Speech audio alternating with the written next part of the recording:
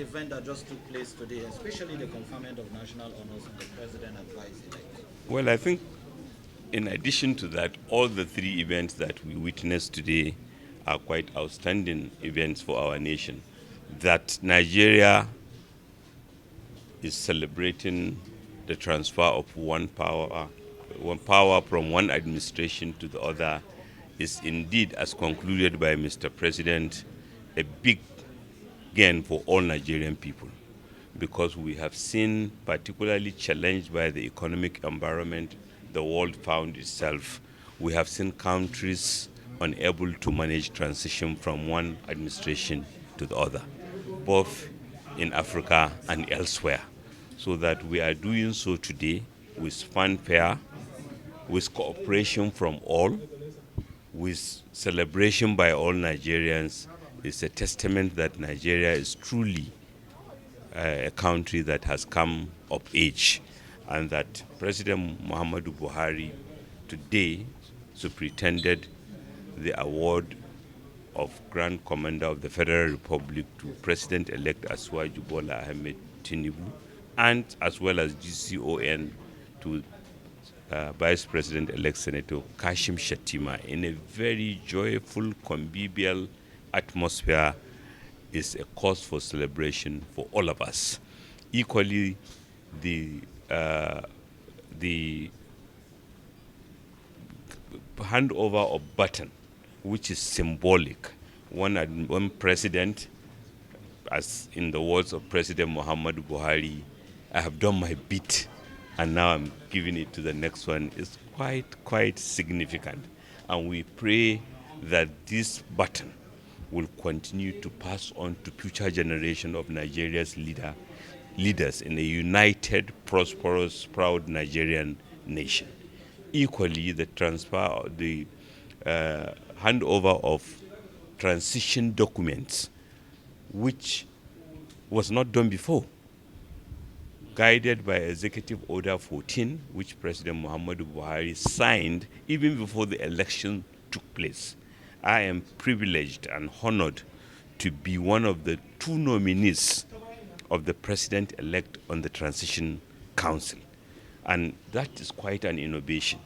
This Transition Council had worked assiduously, guided by the Executive Order, to collate, produce, and process documentation that will guide and support the hitting the ground running of the incoming administration. So to me, I'm very, very proud to be a Nigerian to witness these three events. In a very short sentence, what would you say to Nigerians who are pessimistic about the future? Yes, there are people who are hopeful, but how about those who are still nursing some pessimism about the future? What's your message to them? I think